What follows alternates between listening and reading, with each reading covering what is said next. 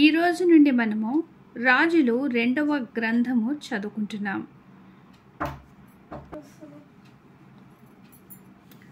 2వ రాజుల గ్రంథంలో నుండి మొదటి అధ్యాయము చదువుకుంటున్నాం. ఆహాబు మరణమైన తరువాత మోయాబీయులు ఇజ్రాయేలు వారి మీద తిరుగబడిరి. అహజ్యా షమ్రోనులోనున్న తన మేడగది కిటికీలో నుండి క్రిందపడి రోగి అయి, మీరు ఎక్రోను దేవతయగు బయల్జెబూబు నొద్దకు పోయి ఈ వ్యాధి పోగొట్టుకొని నేను స్వస్థపడుదునో లేదో విచారించుడని దూతలను పంపగా, యెహోవా దూత తిప్షీయుడైన ఏలియాతో ఇలాగూ సెలవిచ్చెను, నీవు లేచి షమ్రోను రాజు పంపిన దూతలను ఎదుర్కొనబోయి ఇట్లనుము, ఇజ్రాయేలు వారిలో దేవుడన్నవాడు లేడనుకొని ఎక్రోను దేవత అయిన బయల్జెబూబు నొద్ద మీరు విచారింపబోచున్నారా? కాగా యెహోవా సెలవిచ్చినదేమనగా, నీవెక్కిన మంచము మీద నుండి దిగిరాకుండా నీవు నిశ్చయముగా మరణమవుదువు అని ఏలియా వారితో చెప్పి వెళ్ళిపోయెను. తరువాత ఆ దూతలు రాజునొద్దకు వచ్చి, మీరెందుకు తిరిగి వచ్చితిరని అతడు వారిని అడుగగా, వారు, ఒక మనుష్యుడు మాకు ఎదురుపడి మిమ్మును పంపిన రాజునొద్దకు తిరిగిపోయి అతనికి ఈ సంగతి తెలియజేయుడి. యెహోవా సెలవిచ్చినదేమనగా, ఇజ్రాయేలులో దేవుడన్నవాడు లేడనుకొని ఎక్రోను దేవతయగు బయల్జెబూబు నొద్ద విచారణ చేయుటకు నీవు దూతలను పంపుచున్నావే, నీవెక్కిన మంచము మీద నుండి దిగి రాకుండా నిశ్చయముగా నీవు మరణమవుదువు అని అతడు పలికెనని నాకు చెప్పగా, వారు చెప్పగా మిమ్మును ఎదుర్కొన వచ్చి ఈ మాట చెప్పినవాడు ఎలాంటి వాడని రాజు అడిగెను. అందుకు వారు, అతడు గొంగళి ధరించుకొని నడుమునకు తోలు దట్టి కట్టుకొనిన వాడని ప్రత్యుత్తరమియ్యగా, ఆ మనుష్యుడు తిప్షీయుడైన ఏలియా అని అతడు చెప్పెను. వెంటనే రాజు 50 మందికి అధిపతి అయిన ఒకనిని వాని 50 మందితో కూడా ఏలియా వద్దకు పంపెను. అతడు కొండ మీద కూర్చుని ఉండగా అధిపతి ఎక్కి అతని సమీపమునకు పోయి, దైవజనుడా, నీవు దిగిరావలనని రాజు ఆజ్ఞాపించుచున్నాడనెను.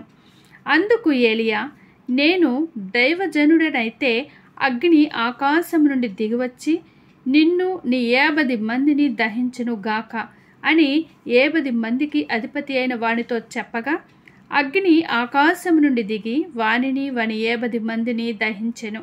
మరలా రాజు 50 మంది మీద అధిపతి అయిన మరి ఒకనిని వాని 50 మందితో కూడా పంపగా, వీడు వచ్చి, దైవజనుడా, త్వరగా దిగిరమ్మని రాజు ఆజ్ఞాపించుచున్నాడనెను.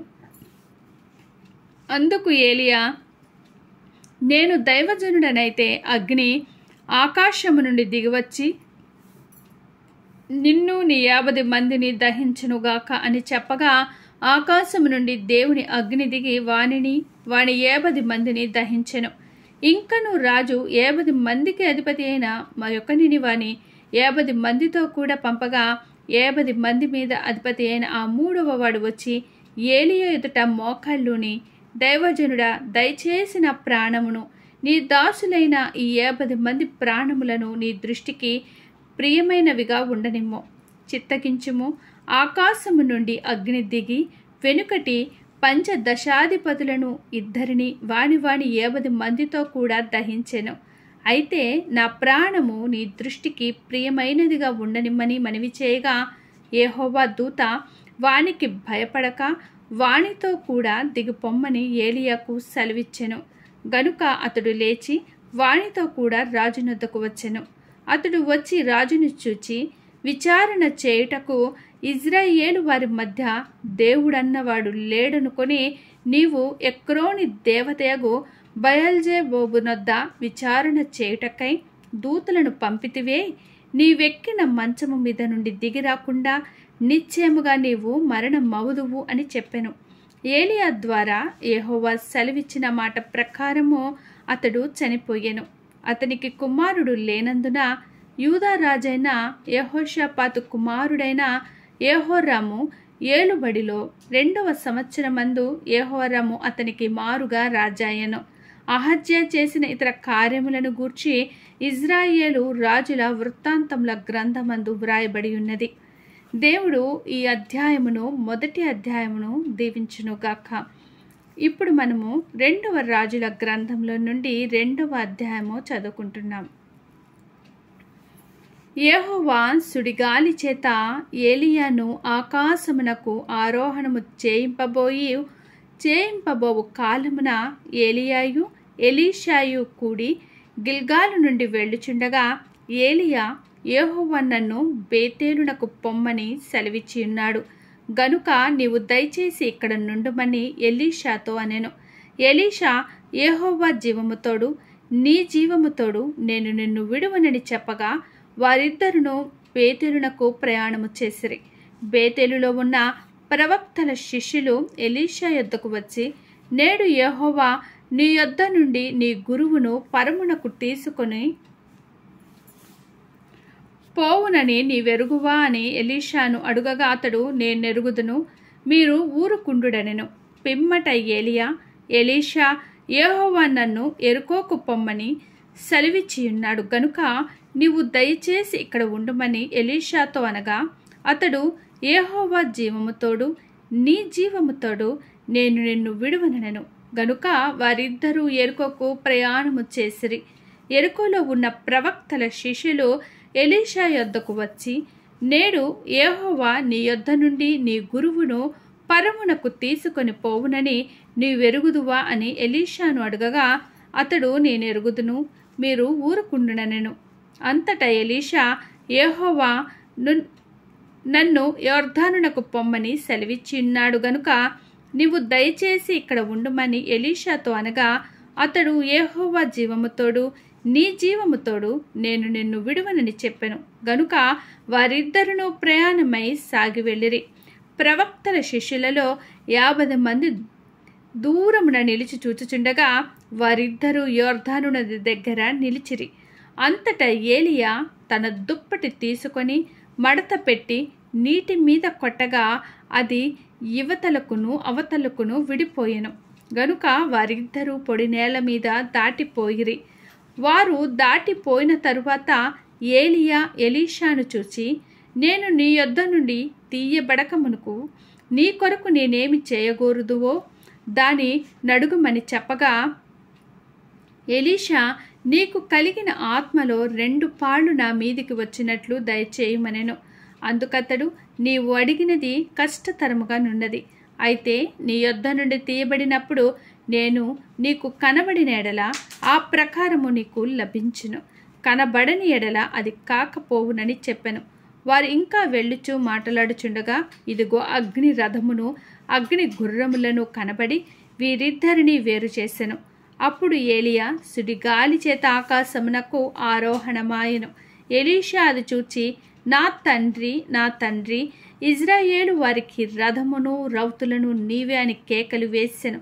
అంతలో ఏలియా అతనికి మరలా కనబడకపోయెను. అప్పుడు ఎలీషా తన వస్త్రమును పట్టుకొని 2 తునకలుగా చేసెను. మరియు ఏలియా దుప్పటి క్రింద పడగా అతడు దాన్ని తీసుకొని యొర్దాను ఒడ్డునకు వచ్చి నిలిచి ఒంటి మీద నుండి క్రింద పడిన ఆ దుప్పటిని పట్టుకొని నీటి మీద కొట్టి, ఏలియా యొక్క దేవుడైన యెహోవా ఎక్కడ ఉన్నాడనెను. అప్పుడు అతడు ఆ దుప్పటితో నీటిని కొట్టగా అది ఇటు అటు విడిపోయినందున ఎలీషా అవతలికి యొడ్డునకు నడిచిపోయెను.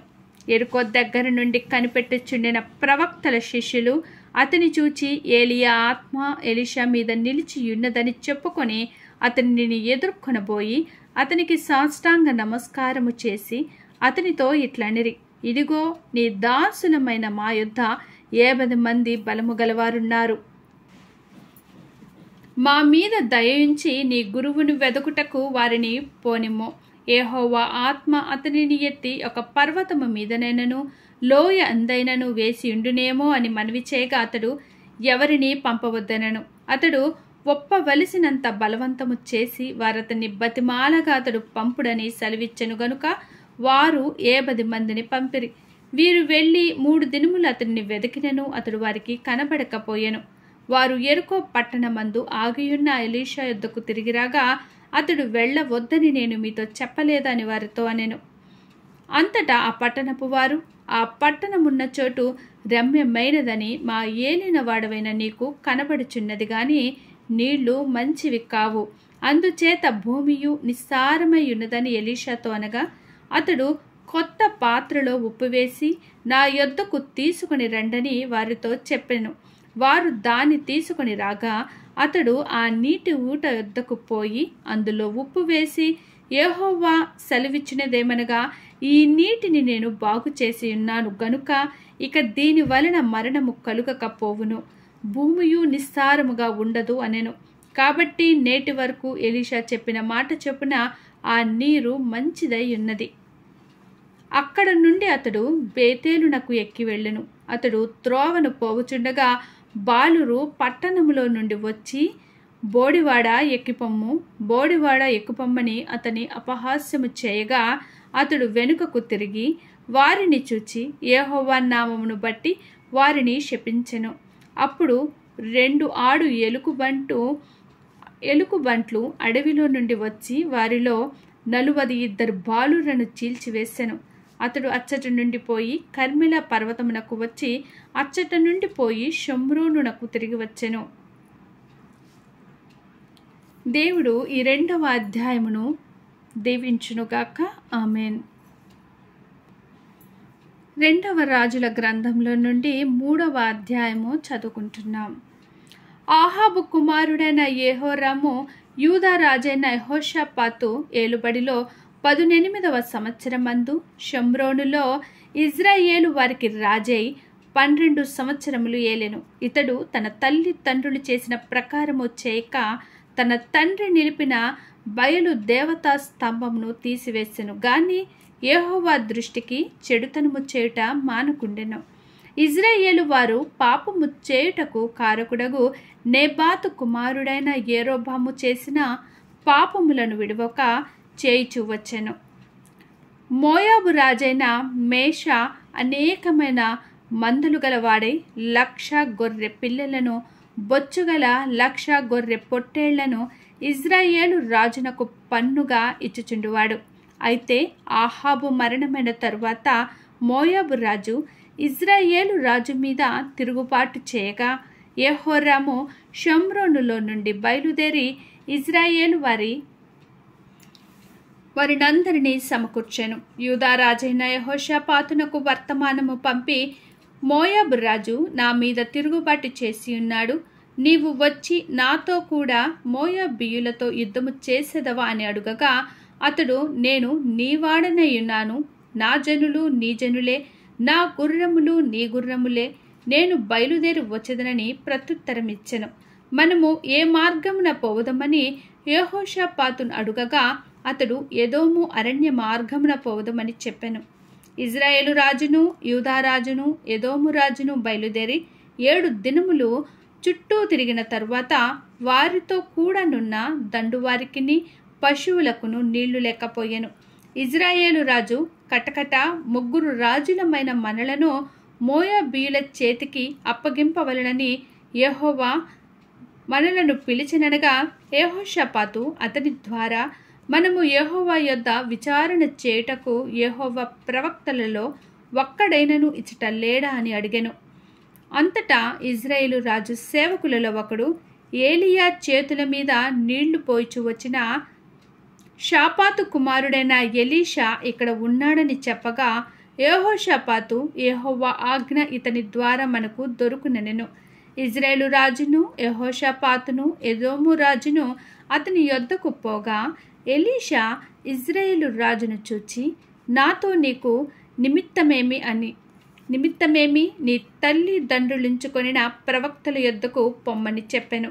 అలాగనవద్దు, మోయాబీయుల చేతికి అప్పగింపవలనని యెహోవా రాజులమైన మా 3 పిలిచెనని ఇజ్రాయేలు రాజు అతనితో అనినప్పుడు ఎలీషా ఇట్లనెను, ఎవని సన్నిధిని నేను నిలువబడి ఉన్నానో ఇజ్రాయేలు దేవుడైన ఆ యెహోవా జీవముతోడు యూదా రాజైన యెహోషాపాతును నేను గౌరవము చేయని యెడల నిన్ను చూచుట కైనను లక్ష్య పెట్టుటకైనను ఒప్పుకపోదును. నా యొద్దకు వీణ వాయించగలిగొకరిని తీసుకొని రమ్ము. వాద్యకుడొకడు వచ్చి వాయించుచుండగా యెహోవా హస్తము అతని మీదకు వచ్చెను గనుక అతడు ఈ మాట ప్రకటన చేసెను. యెహోవా సెలవిచ్చినదేమనగా, ఈ లోయలో చాలా గోతులను త్రవ్వించుడి. యెహోవా సెలవిచ్చినదేమనగా, గాలియే గాని వర్షమే గాని రాకపోయినను మీరును మీ మందలను మీ పశువులను త్రాగుటకు ఈ లోయ నీళ్లతో నిండును. ఇది యెహోవా దృష్టికి అల్పమే. ఆయన మోయాబీయులను మీ చేతికి అప్పగించును. మీరు ప్రాకారములు గల ప్రతి పట్టణమును రమ్యమైన ప్రతి పట్టణమును కొల్లబెట్టి మంచి చెట్లనెల్లా నరికి నీళ్ల బావులన్నిటినీ పూడ్చి సమస్తమైన మంచి భూములను రాళ్లతో నెరిపివేయుదురు అనెను. ఉదయము నైవేద్యము అర్పించు సమయమందు నీళ్లు ఎదోము మార్గమున ద్వారాగా దేశము నీళ్లతో నిండెను. తమతో యుద్ధము చేయుటకు రాజులు వచ్చియున్నారని మోయాబీయులు విని అల్పులేమి ఘనులేమి ఆయుధములు ధరించుకొనగల వారందరినీ సమకూర్చుకొని దేశపు సరిహద్దునందు నిలిచిరి. ఉదయమందు వీరు లేచినప్పుడు సూర్యుడు నీళ్ల మీద ప్రకాశింపగా అవతలి నీళ్లు మోయాబీయులకు రక్తము వలె కనబడెను గనుక వారు అది రక్తము సుమా, రాజులు ఒకరినొకరు హతము చేసుకుని నిజముగా హతులేరి. మోయాబీయులారా, దోపుడు సొమ్ము పట్టుకొందుము రండని చెప్పుకొనిరి. వారు ఇజ్రాయేలు వారి దండు దగ్గరకు రాగా ఇజ్రాయేలీయులు లేచి వారిని హతము చేయుచుండిరి గనుక మోయాబీయులు వారి ఎదుట నిలువలేక పారిపోయిరి. ఇజ్రాయేలీయులు వారి దేశంలో చొరబడి మోయాబీయులను హతము చేసిరి. మరియు వారు పట్టణములను పడగొట్టి సమస్తమైన మంచి భూభాగముల మీదను తల యొక్క రాయి వేసి నింపి నీళ్ల బావులన్నిటినీ పూడ్చి మంచి చెట్లన్నిటినీ నరికివేసిరి. కిర్హరెషెతు పట్టణమును మాత్రము వారు విడిచిపెట్టిరి గనుక దాని ప్రాకారము నిలిచిండెను గాని ఒడిసెలలు విసురువారు దాన్ని చుట్టుకొని రాళ్లు విసురుచు వచ్చిరి. మోయాబు రాజు యుద్ధము బహు కఠినముగా జరుగుట చూచి కత్తిదూయు 700 మందిని ఏర్పరచుకొని ఎదోము రాజు నొద్దకు తీసుకొని పోవుటకు ప్రయత్నించెను గాని అది వారి వలన కాకపోయెను. అప్పుడు అతడు తనకు మారుగా ఏలవలసిన తన జ్యేష్ఠ కుమారుని తీసుకొని పట్టణపు ప్రాకారము మీద దహన బలిగా అర్పింపగా ఇజ్రాయేలు వారి మీదకి కోపము బహుగా వచ్చెను గనుక వారు అతనిని విడిచి తమ దేశమునకు మరలిపోయిరి. దేవుడు 2వ రాజుల గ్రంథంలో నుండి 3వ అధ్యాయము మనం ఇప్పుడు చదువుకున్నాము. ఈ అధ్యాయంలో దేవుడు దీవించునుగాక. ఆమేన్.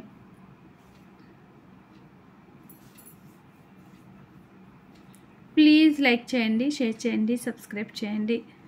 దేవుడు మనందరికీ తోడేండునుగాక. ఆమేన్.